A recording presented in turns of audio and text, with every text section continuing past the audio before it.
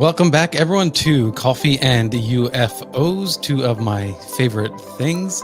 I am really excited about a guest tonight, Mary Grace, who I've had on the Mystic Lounge podcast, and we're going to be talking about personal UFO experiences. And she has an interesting insight into these experiences from a somewhat mystical point of view, one could argue, but also a nuts and bolts point of view. So we'll talk about that in just a moment. As a friendly reminder, if you support Coffee and UFOs, please share, comment down below. I'd love to hear your thoughts tonight, and give a review wherever you listen to your podcast, because all that really helps the channel grow. So thank you so much, everyone, every week. I'm looking forward to your comments tonight and your questions. I see Alien Love. Hey, Alien Love. Hey, Maria. It's going to be a really good night tonight. So let's roll. And as a friendly reminder, every Thursday night at 11 p.m. Pacific time, Coffee and UFOs is on the UnX network. It's also on the UnX network at 2 a.m. Eastern time Fridays. That's late morning here on the East Coast in the Hudson Valley, which is not far from where a lot of these drone sightings have been taking place. In fact, one of my recent MUFON reports is due to a drone, I think is a drone sighting off of Long Island, and it was a cluster of drones out there. So, the fact that we have drones over bases in the UK, Germany, Morristown area in New Jersey, there was a report of auditory drones in the Sussex County area of New Jersey, which is way up north compared to Morristown, and then Long Island. So something bizarre is definitely going on. And I am kind of curious, because Mary is also a fellow New Yorker, what her take on that is. So we'll bring on our esteemed guest now. Mary, how are you? Welcome back. Hi, Alan. I'm so excited to be here tonight, and I thank you for giving me the opportunity to share my passion for the paranormal. And I'm ready with my coffee and UFOs. Yeah, I totally appreciate that we both were prepared with our coffee tonight, because not every guest is on the same page as me, and I think that we definitely have kind of a kindred spirit thing going on, especially with your book that you wrote. That was something that I really enjoyed. And when you were on Mystic Lounge, you discussed more of like spirituality, and very personal stories there as well, which I appreciate. Your vulnerability. We both have a background in some shared, I guess you could say, trauma experiences. So now you're here on Coffee and UFOs, and we're talking about the UFO phenomena. So can you give us a little bit of a background on how your interest began with UFOs or UAP? Yeah, I think I was like seven years old, and on a family outing, returning from somewhere at night, and we spotted some UFOs in the sky. My father was in the Army Air Corps. He was also a pilot and also a photography nut. So, family of 8 in the station wagon. We pull over the side of the road, see some strange lights. We were all scared, the kids were. And my dad gets out and sees an opportunity, and he takes pictures. And first there was like one light in the sky, and then he's got another picture where there's 2 lights and then 3 lights, and they were a little bit elongated, but they were stationary. Yeah. He got pictures of it, and he sent it to the newspaper. And the next day they printed it in the local Rochester Democrat and Chronicle, put a big story in there about the Moran family having a Wow. UFO I mean, that's pretty. experience. Do you think that was a brave thing, or was it just a second nature thing for him to do? Oh, it was like with the photography and everything, it was second nature for him. Mm-hmm. Plus he was a pilot and was interested in, anything aviation, trying to figure out Sure. what it was. He knew it was an airplane, and they had a big story in the paper about it. But then, they kind of dismissed it. They said, well, someone said it was just weather balloons, something like that, weather balloons. And we're like, okay. But it was, when you're 7 years old, family picture, and there was like pictures of the UFOs, pictures of my dad, big story. And that was kind of, that was one of the kickoff things to get interested in the UFOs. Yeah. So that was an interest. Do you think that that led to any sort of contact later on? Um, I don't. I imagine it's probably been with me all my life. I've always been interested in UFOs. And digging through my research today, I found a story in 1974. I would have been 14, where Livingston County sheriffs chased a UFO for over 12 miles. So that was still going on in the area. There were some, UFO sightings, and Hmm. yeah. So just always had the interest and experience reading books on it, and maybe it just followed me. I'm not really sure. Yeah, and really quickly, I forgot to mention the name of the book is Breakfast with Bluebirds, Inspirational Short Stories, and you can find that at giftsofgraceministry.org. I have to add here, Maria Wilson says, "Good to see everyone tonight. I'm usually in bed now." So she's Thank you, staying up for Stan. you, Mary. Thanks, Maria. This is That's more my awesome. morning, my afternoon. It's your, yeah. I mean, I definitely think there's something with the interest in UFO, ufology, and or paranormal, where a lot of the people who are into these subjects are night people. Yeah, yeah. The other thing that I've learned um, is just a lot of most people that are probably either contactees or interested in the subject are probably, and I've learned this from different channelers and books I read, are probably from another planet in a previous life. Hmm. And they came here. In fact, one of the ones I was just reading this, I think it was Matt Kahn talked about it, was a lot of people are just, this is like their first incarnation on Earth. And one of the things they're talking about now is star seeds, and Hmm. that the newborns now are from other planets. So, Wow. in a previous life or whatever life, it all happens at once. So it's interesting, and that's helping to with our ascension and our shift from 3D to the 5D, which I've been very interested in too. So we're kind of weeding out the negativity on our planet as I people die off. I mean, I hope so. I've always had some doubt about the starseed theory, just because, when I'd first heard about that theory, we're talking about like decades now, right? And I'm like waiting, like where's the obvious change at this point? Because a lot of those starseed people, children, what's the other term? I forget. Oh Not yeah, indigo and crystal indigo. children. Yeah, and I was if that was like a real thing, and they were really um more in emotionally intelligent, evolved in some way because of a supposed. Usually more gifted. A lot of the kids are more gifted Yeah. psychically in other ways. And the other thing is um, the preponderance of developmental disabilities, autism, things Sure. like that. Hmm. They're just, if you're coming from another planet and you're trying to adjust to this 3D lower vibration, and kids today learn differently. They don't learn the way we did 30 or 40 years. They're a lot more intelligent. So, yeah, so that's interesting. That seems to be part of it. Yeah, we have a comment from Lovely question. She asks, or he asks, I am interested to know if Mary was in touch with an ET that helped her develop advanced skills, e.g., telepathy, or does she know anyone who has?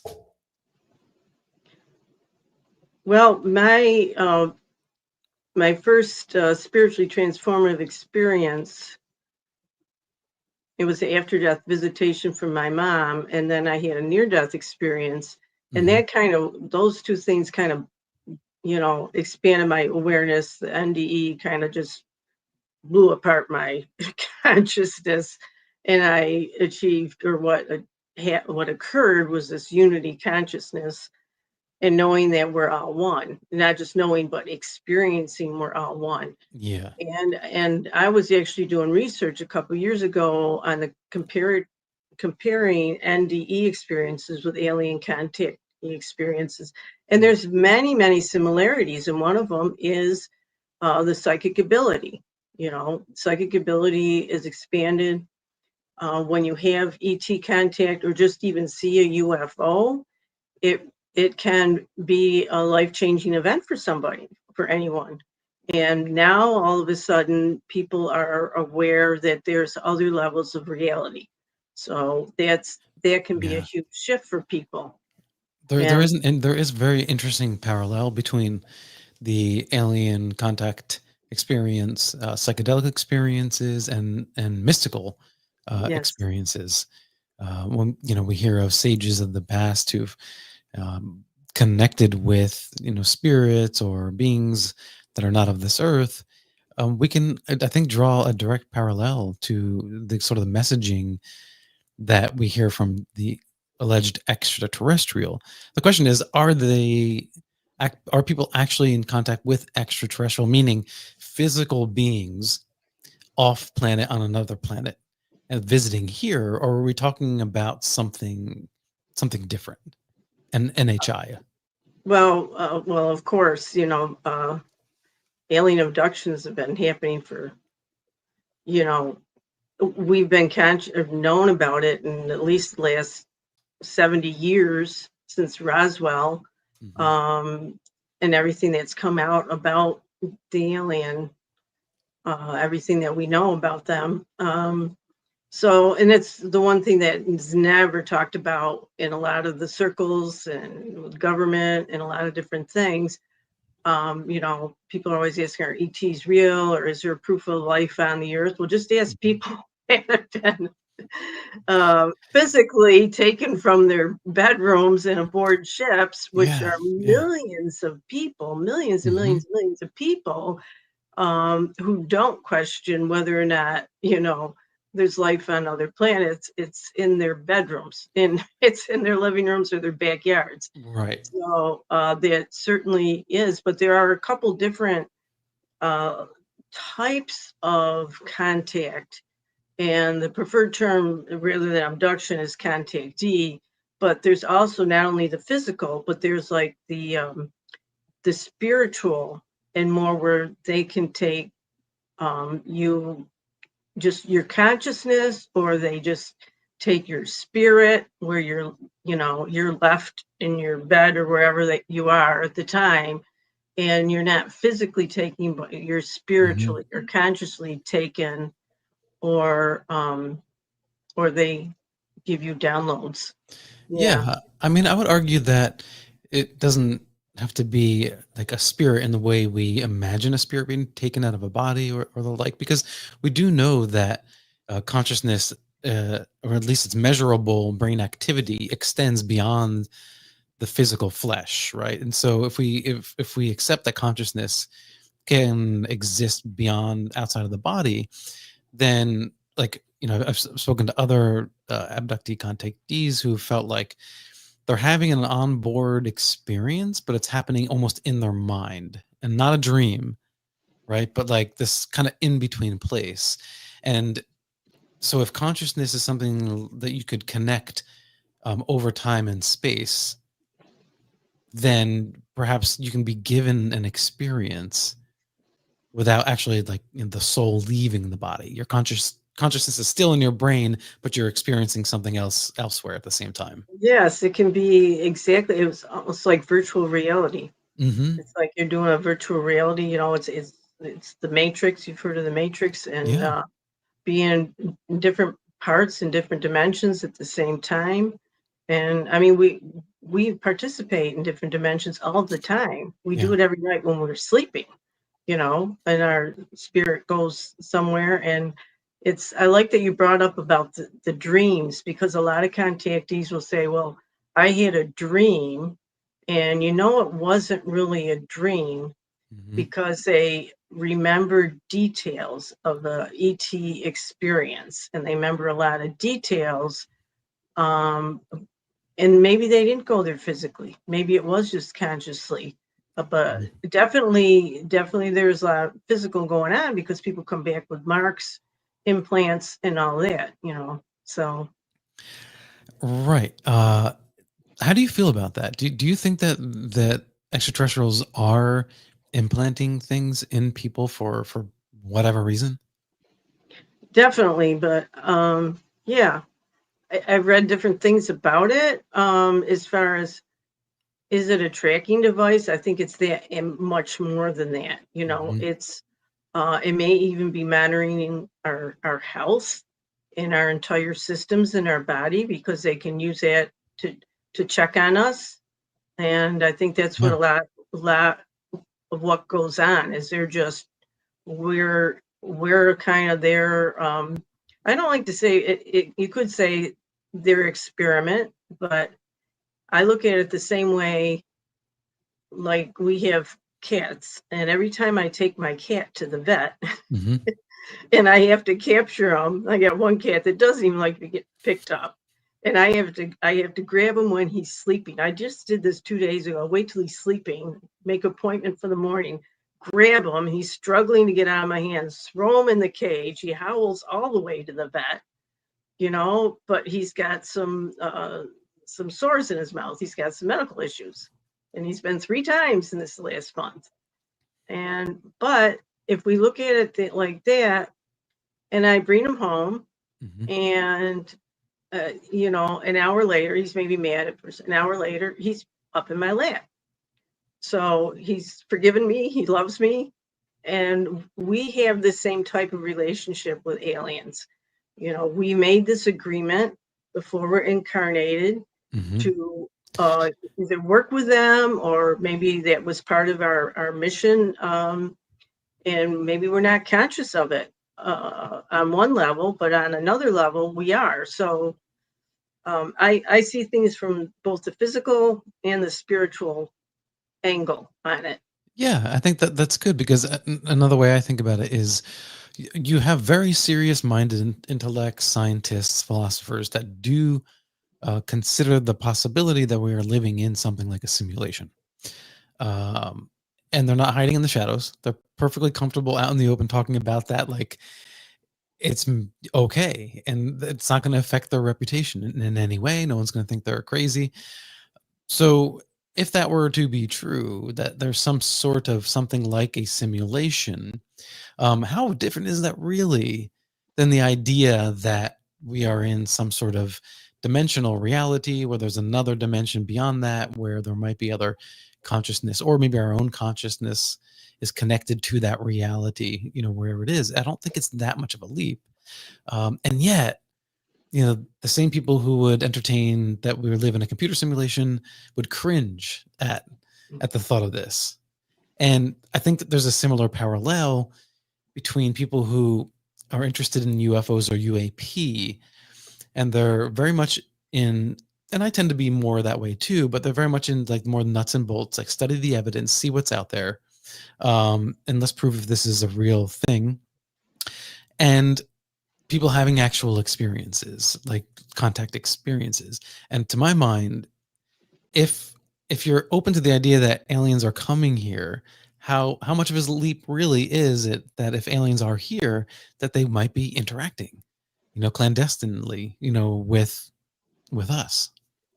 Well, they definitely are, and they're not unlike angels. Angels and our loved ones in spirit are all around. They're everywhere. And for those that can see them, and you're clairvoyant, Hmm. um, a lot of people can see them. And aliens are the same way. They're they're all around. They're all around our planets. They got ships parked all over our major cities, over our planets. Um, but most people can't see them. I actually got a photo of a ship through night vision binoculars over a friend's house. It was a contactee. So we were just doing a stakeout one night, and I had my night vision binoculars, and I was taking pictures. And when I look back at them, it's like you could see the house. I'm gonna look at my camera's reverse. You Hmm. see that the house like this, and then the ship is like a little bigger than the house, just above it, and it's kind of an oval shape, and it's just like a black mass. But you can definitely see that in the photo. You can see Hmm. that shape of a ship that you would not see. You can see it with the naked eye, but it came out Right. with the night vision, and it's only a matter of time before, I've been hoping for a long time that scientists invent glasses where we can see our relatives on the other side, or see spirits or ghosts, and or see aliens, because they're just in another, metaphysical or mystical level of reality. But it's not one that we do have access to those other levels of reality. Yeah, when you described the photo, Kevin Knuth was on recently, and Gary Nolan has also uh, talked about this, that whatever electromagnetic signature the ships are giving off, that it sort of warps and distorts this, like the space time around it, or some other effect that even a camera, when you point at it, it might be able to pick up something, but it can't lock on a solid image. and Mhm. and this makes a lot of sense, because people do, well, they'll pick up like a light, like a glowing light coming from something, right? Using night vision camera. Even our like our phones can pick up Right. UV light Oh, pretty yeah. well. uh but then that's it, like you can't get like a nice defined Hmm. image, and that would be because of some sort of interference around the craft. And I find that really interesting. Yeah, and because we can only see one small band of light, you know, of all the light spectrum, and the aliens can see the whole, or a lot more than us, and participate in those other areas of light that we can't even perceive with our own physical senses. Yeah. We have a question here from Diane Ross. Uh, have you ever heard of a species of aliens who got trapped on Earth? One of my clients experienced such during a regression. Get trapped on Earth. I actually wanted to bring this up. I'm now reading a book or just finished reading a book that's not published yet, by PMH Atwater, Mm. Aliens She's in the been Near on Death. the show. Yeah. Yeah. Yeah, Aliens in the Near Death Experience. It'll be out Hmm. in a couple months. And she channels this being, it's actually her higher self, or herself in a previous life, called Arrakis. And Arrakis describe, it means a fascinating whole chapter. And not so much being trapped on it. Well, it could be that way. He explains that he comes from a water star in the Sirius planet, the Sirius star system. I actually wrote this down. Like a water planet. A water star. It Mm. wasn't a planet. It was a star in the Sirius system that went nova in the constellation Canis Major.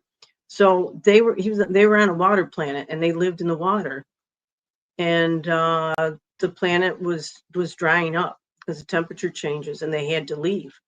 And so they took something like 12 ships with 200 people each, and they found planet Earth to relocate. So they didn't have another place to go, and they actually couldn't. They kind of got stuck on Earth too, because they couldn't really leave once they got here. Um, they actually had to take them a long time, like hundreds of years, to assimilate to our atmosphere. And it's very fascinating. Arrakis is described as a lizard type being. Mm. Um, and they had no place else to go. They kind of got stuck here. And she actually has drawings of this being um, in the book. So I And don't know if people, that's did the same one. people, where is that coming from? Did people like channel it, or? Well, it's from PMH Atwater, and she had a near death. One of her near death experiences, she had aliens in her hospital room, and then she decided to do a trans channel to try and find out what it was all about. That's when she found out about this. It was her. It's like her higher self or previous being, but Mhm. when there's no time, there's no past life. Yeah. So yeah, so that it goes into details. It's fascinating. I don't know if that's the same thing, and I've also read where something like 82 different species participated in the origins of our planet and seeding it and Wow. everything. So, yeah. Alien Love says, long ago I was told I was from a water star in the vicinity of Sirius. It could be the same one. What Yeah. is a water star though? I've never heard of I this don't know. before. And I think she explains in the book if that in Sirius there's like A, B, and C star, Mhm. and the A and B star are still there, but the C star was the water planet that went, they said nova. It just, whatever that means, I guess it just evaporated, exploded, or whatever. Okay. And Hmm. so it was So no longer. I would imagine it was probably a pretty large planet.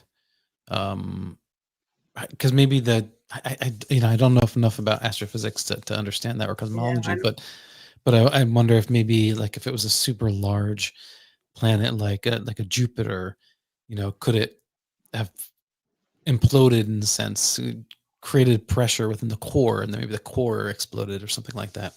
I'm not sure. Yeah, and it makes it clear. Said it wasn't a planet; it was a star. Wow. So, yeah. Okay. Yeah, it's just like my understanding of a definition of the star does not include H2O as water, Yeah, you yeah. know. So that's interesting, very interesting. Who knows? Who knows what we'll find out in the future?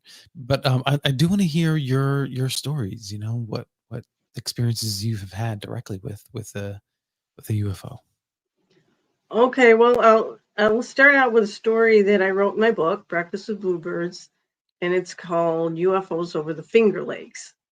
And actually, I wrote this story because I was the editor of a local magazine. I was advertising a UFO group and contacted me and wanted me to write a story about it. And so I did. I don't even think it ever got published, but anyhow, it did now. And so experience happened about, I don't know, I say pre-COVID, maybe 5 years ago. I was, now I live in the Finger Lakes area of Western New York, south of Rochester, beautiful wine country. Mm-hmm. And there's a lake near my backyard, 10-minute walk. And they're pristine lake. There's no houses on it. It's just woods. Mm-hmm. And there's a road called Marrowback Road that goes up above the lake.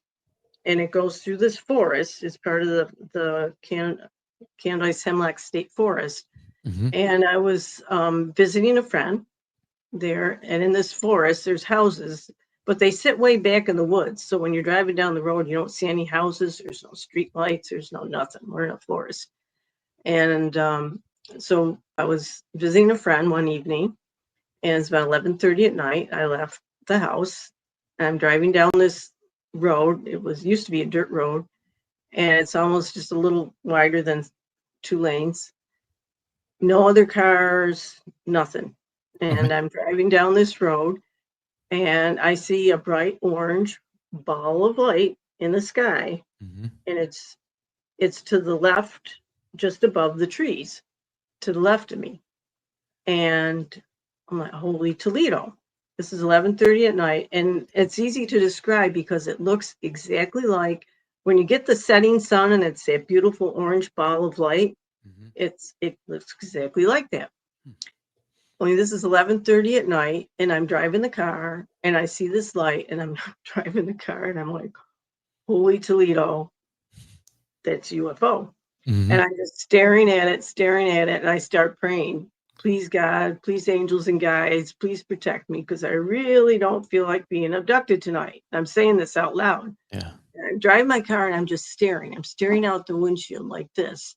And it was a beautiful summer night, the car window down, but there was no stars. It was like a cloudy night.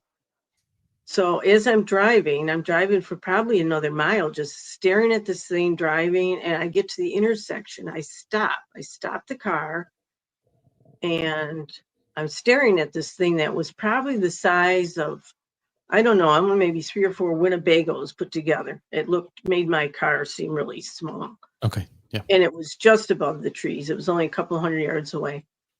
And for one thing, I noticed complete silence. I stopped the car, and there's no crickets, there's no peepers, there's no sound in the woods, just complete silence. There's no noise coming from this orb of light. All I could hear was like the humming of the car engine.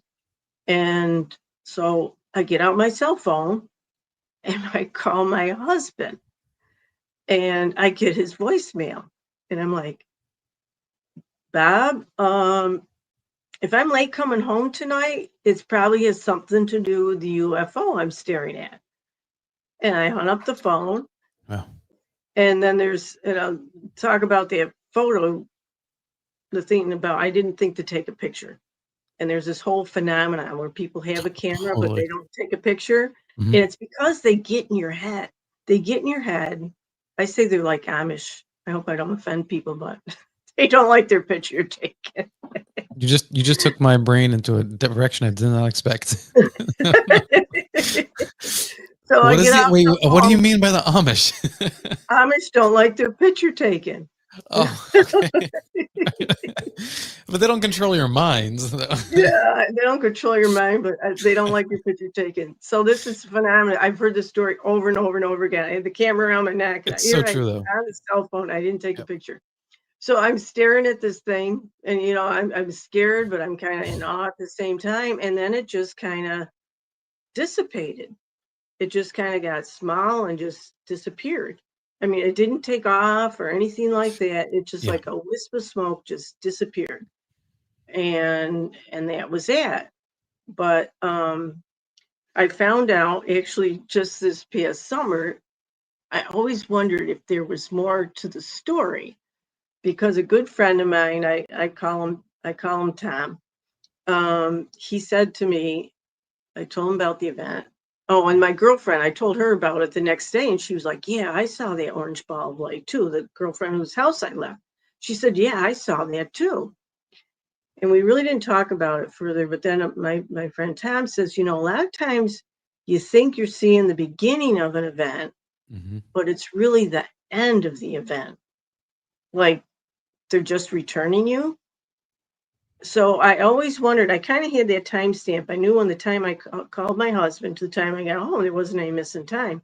Hmm. But I wasn't sure about the time from when I left my girlfriend's house to the time I got to that intersection. Sure. So there Yeah. was a space of like 10 minutes. I didn't know if anything happened then. So this summer, my girlfriend invited me up. I go to her house and I'm saying, "You remember that experience, that UFO?" She goes, "Yeah. Oh, actually, I just finished writing this story." And she was reading it. And she says, as she's reading it, she goes, "You're right. It was on the left side of the road, just above the trees."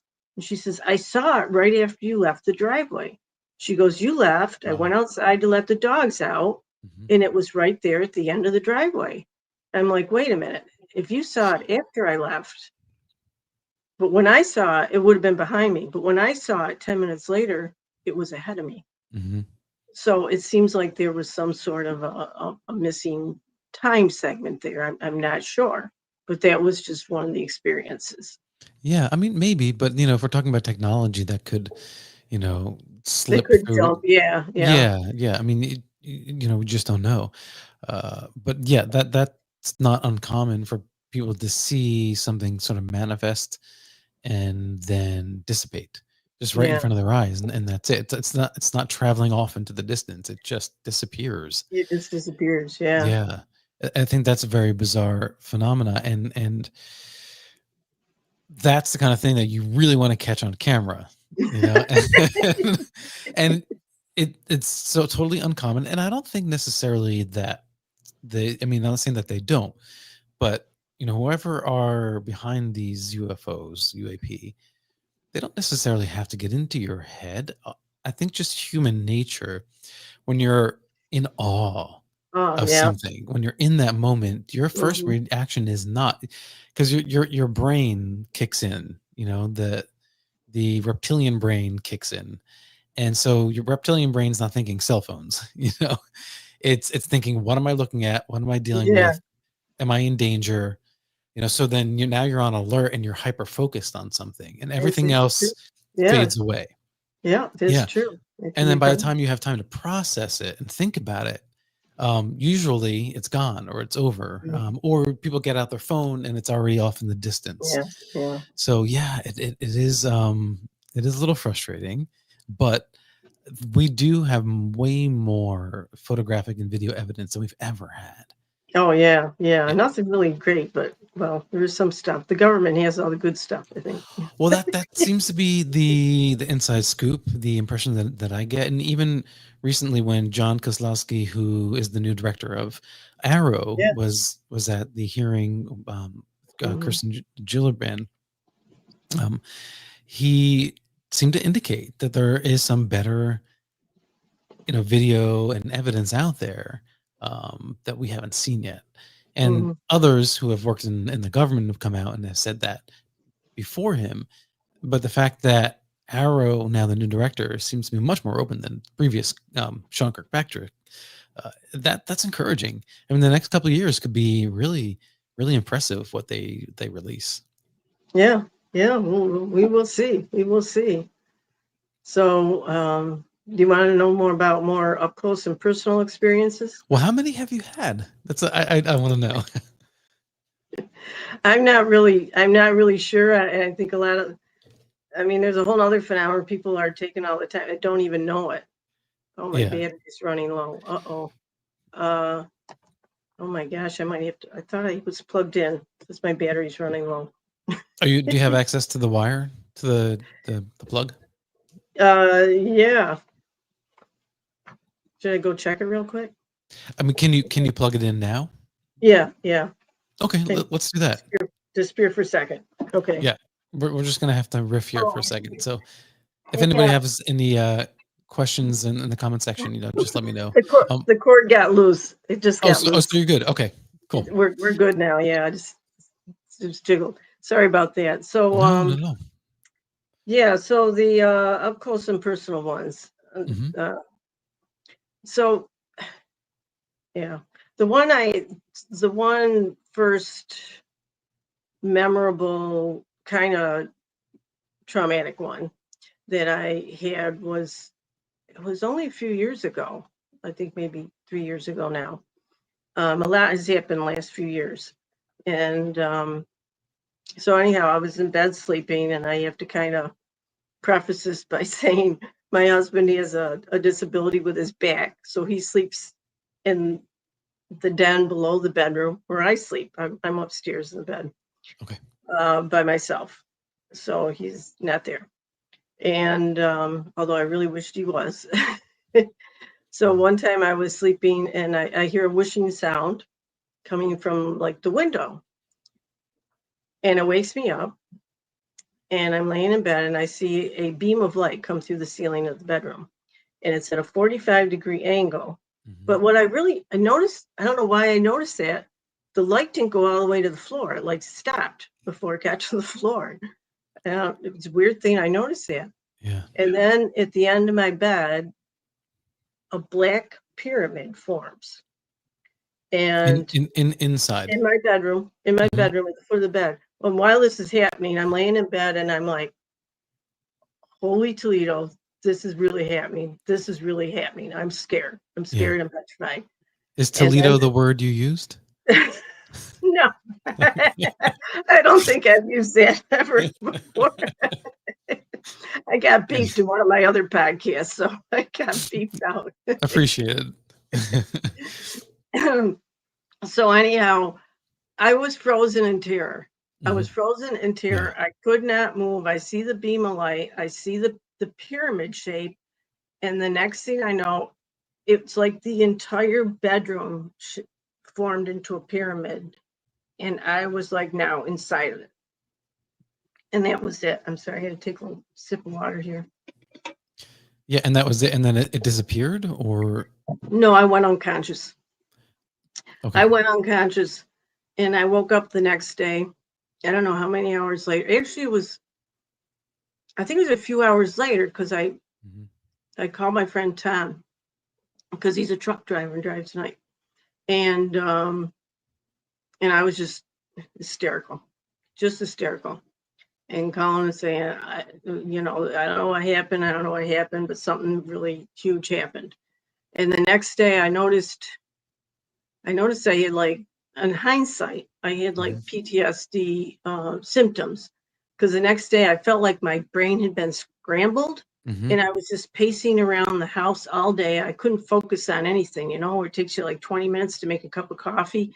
And yeah, so I was like just like that for a while. I don't know what happened. I just know there was a black pyramid in my bedroom, and I Yeah. don't know anyone else that's had that experience. I don't know what species is connected with a black pyramid, but that was and also in hindsight, as a psychologist, I looked at it. The level of fear that I had was not human. It wasn't human. It was totally induced because the fear can be induced to immobilize you and control you. And it Okay. wasn't even, Okay. I don't know. It was like if you see something scary, you know, you're afraid. But this was like just a level of terror. And the way I compare it is like when I had the near death experience, you Mhm. experience a level of love that's not human, Yeah. you know. And this, it was just the total opposite, a Well, level of fear. Yeah, I think yeah, I it was can kind pretty of crazy. understand. So, for instance, when we feel something, right? I mean, it involves all parts of our brains, and it affects our physiology, and we feel it. We can induce fear, feeling, and anxiety using sound waves. I mean, scientists have done this. Oh, okay. So it's not like some imaginary thing.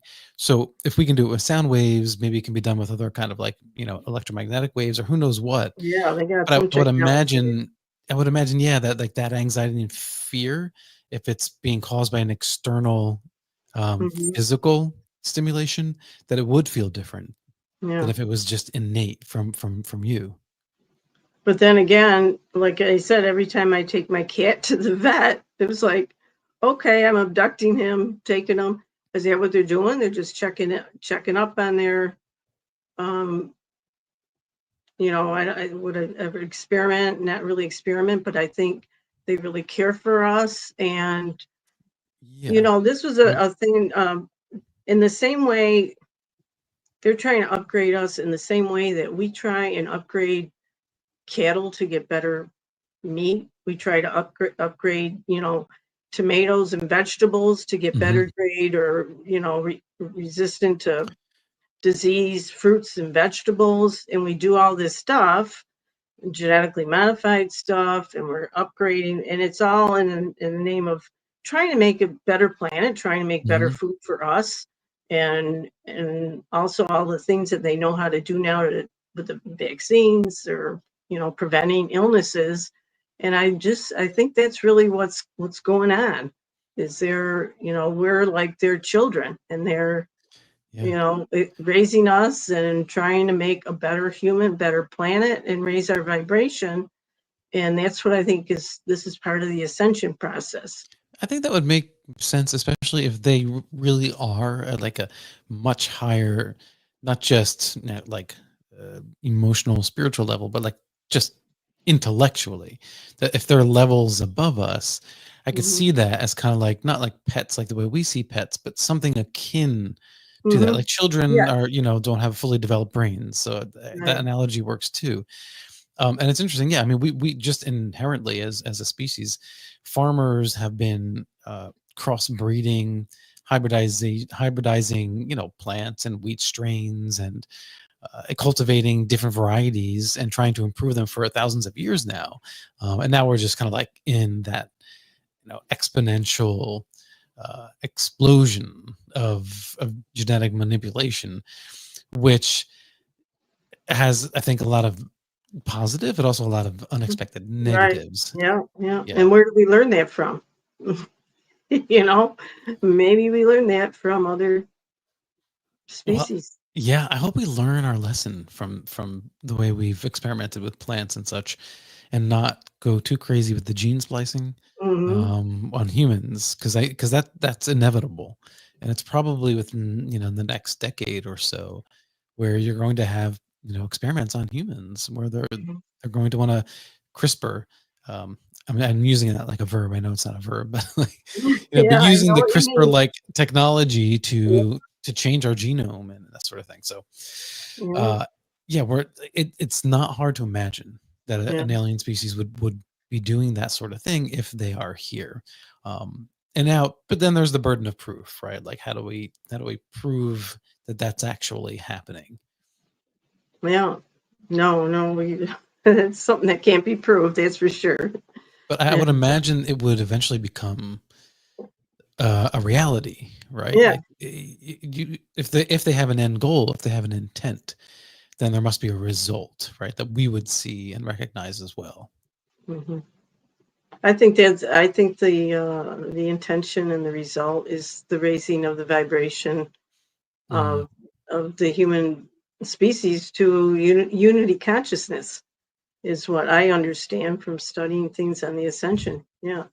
And yeah. so they also want us to be part of the Galactic Federation, and we cannot be a part of that as long as we are still fighting them ourselves. It's Hmm. like we can't handle the diversity on our own planet, our own, along with just human species, Hmm. and it's also with animals. How are we going to handle diversity in the rest of the universe?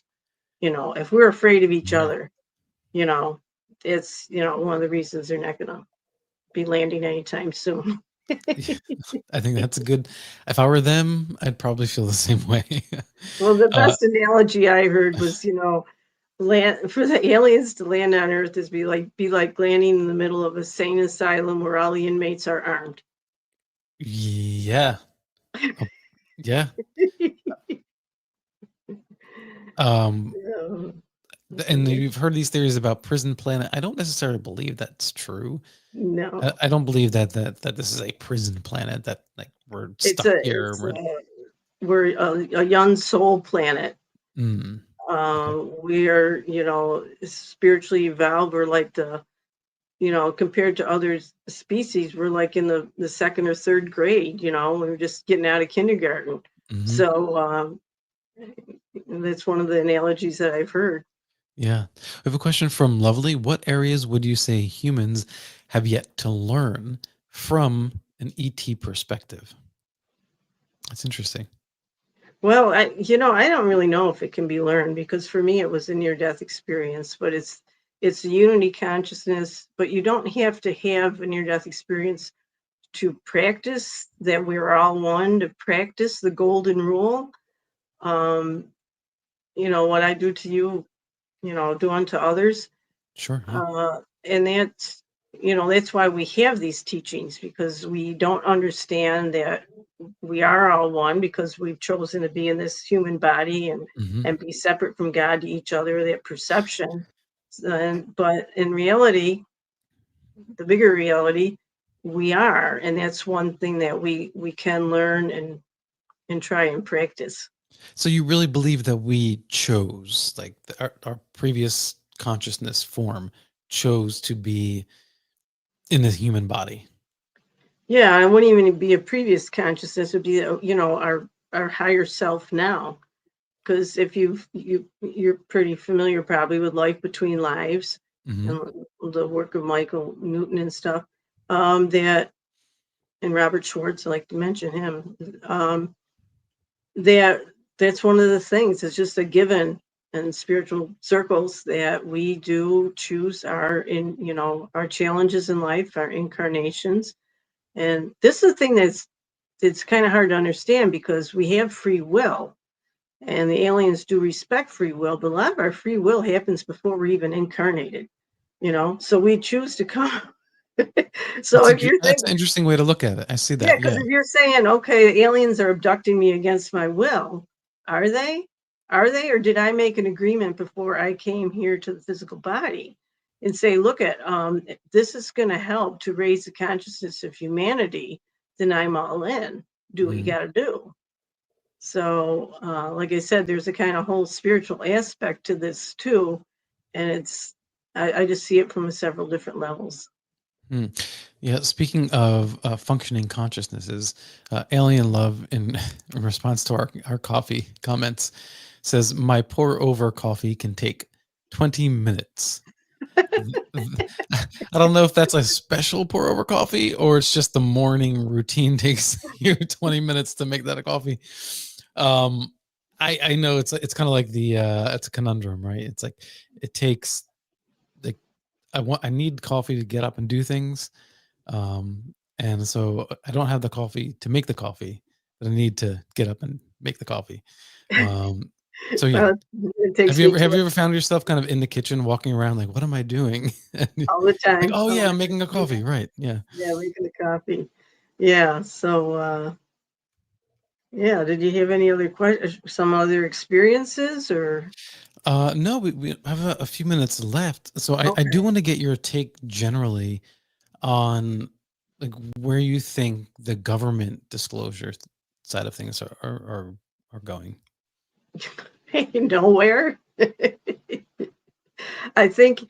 I think it's going to be a grassroots movement. We can see it happening already from people. Well, the people in government, like the whistleblowers, that are like, "I've had enough. I'm not towing your line any longer. I'm not lying. I'm not gonna keep covering up your lies. I'm not doing this." And this is part of the raising of the consciousness of humanity.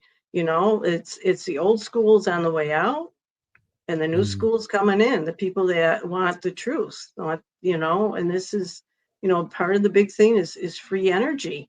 I've heard of the truth embargo. Now I've heard of the energy embargo, mhm. where the government is holding hostage free energy, that could be available to us, but they don't want to, because the powers that be want the fossil fuels to make money. So, and this is where I've been learning that the old school is going to start to kind of to phase out as people die, and it's going to be a gradual process, and people that have a higher consciousness, that understand that we're all one planet and we're all in this together, they're like, no, I'm not towing that line any longer. So I think that's what's going to happen, and gradually, and Gradually. we're seeing it happen. It's really cool to watch. Yeah, I mean, if you just look at the the government representatives, um, Mhm. and the government, officers, people who are,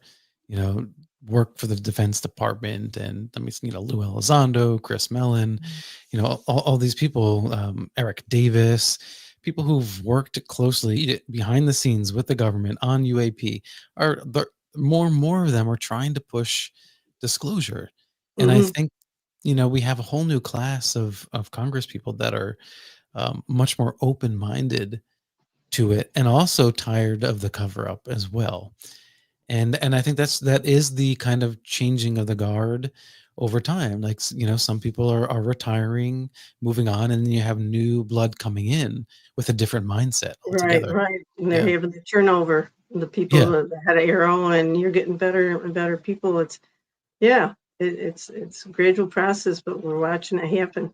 we are. Yeah, and I think we're moving towards that tipping point where you kind of Mhm. just get to that critical mass, and then there's no stopping it. There's just enough people behind the scenes, whether it's in the clandestine side of military operations, secret access programs, Department of Defense, and the government, representatives. That collective eventually will tip completely, and I don't know But the when, but I huge suspect within the next like yeah, 5 to 10 years, something like that. the huge thing that they're ignoring that bothers contactees, they're not even discussing contactees. And millions of people that are, and the Mm, government knows about it, they got their phones tapped, they're watching them, you know, and everything else. So they know who is a contactee. They know everything about everybody, and they're watching them. To me, there should be government programs to help contactees because of the mental health issues that come with it. Um, so that would be one thing that I would, love to push for, the government grants. You got government grants for everything now. Why not?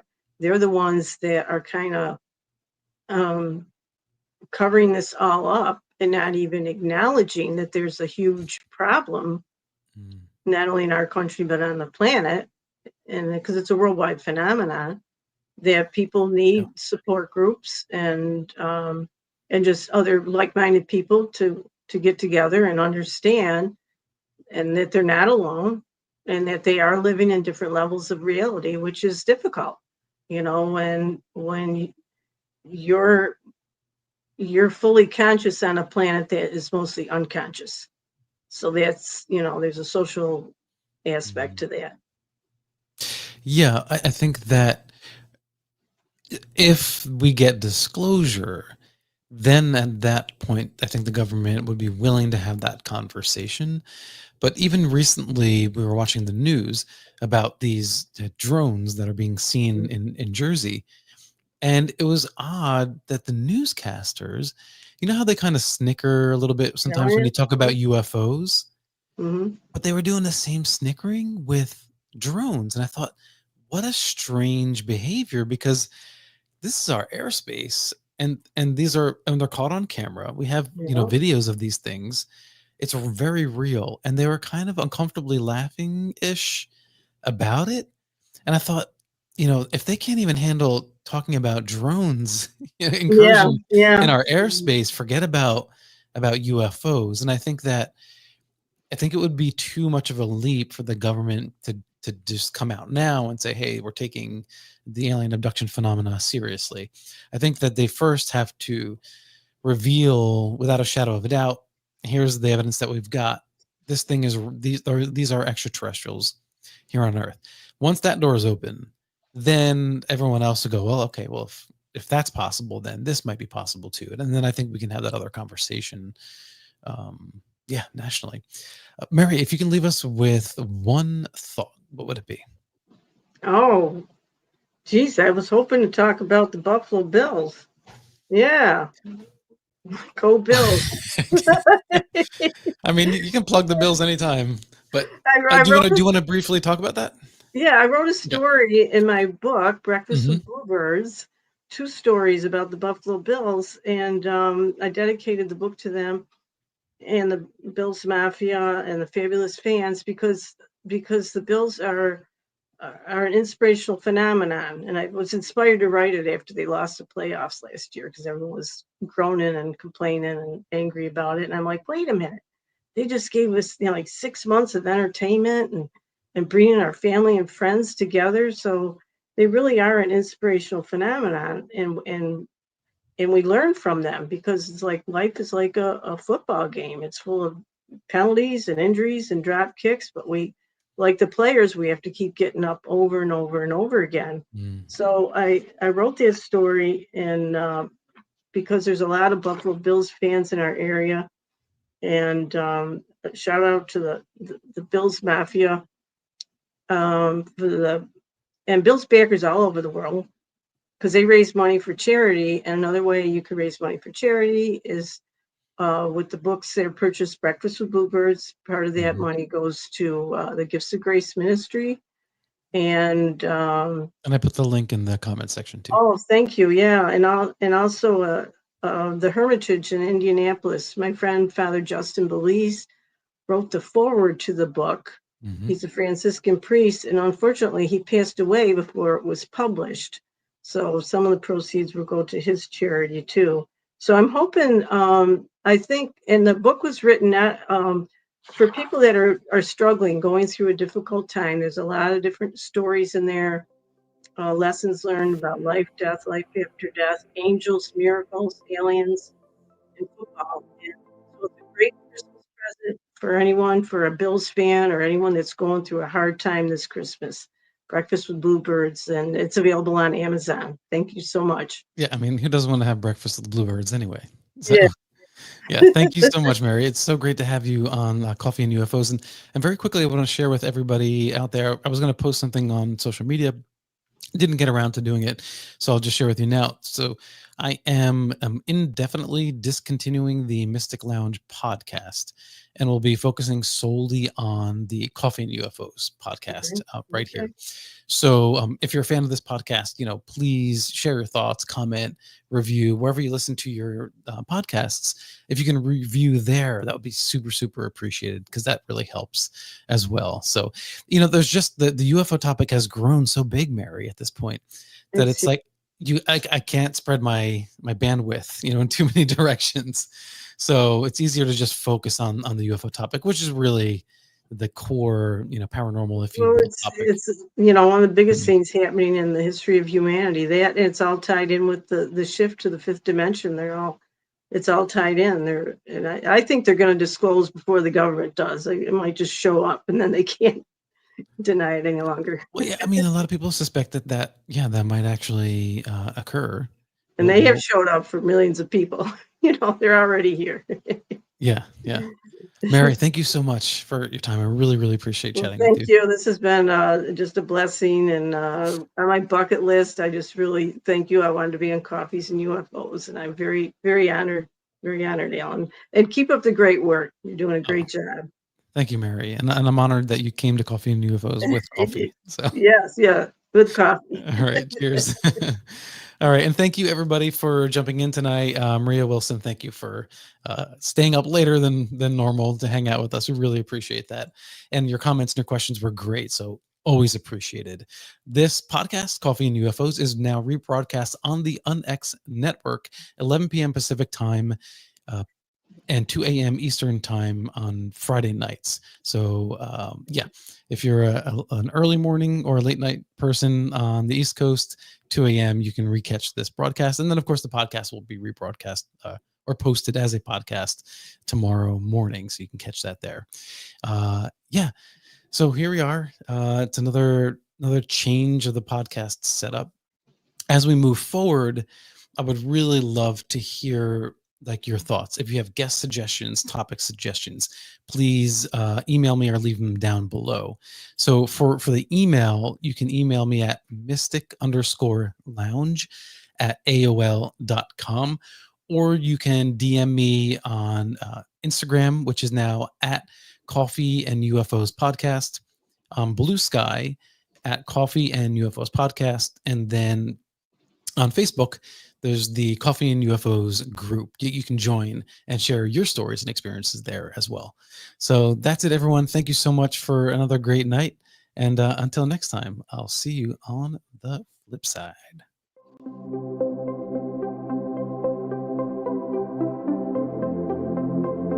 It's good to be an earthling. I wish more of us would think of ourselves that way. I don't have a problem with skeptics. It's debunkers that are on some other level that I don't understand. Well, if there's anything.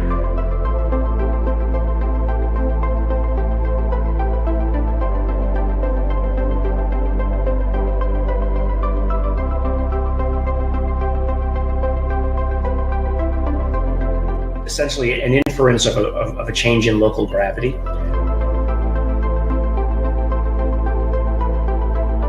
Saucer-shaped craft, and they're hovering over the water.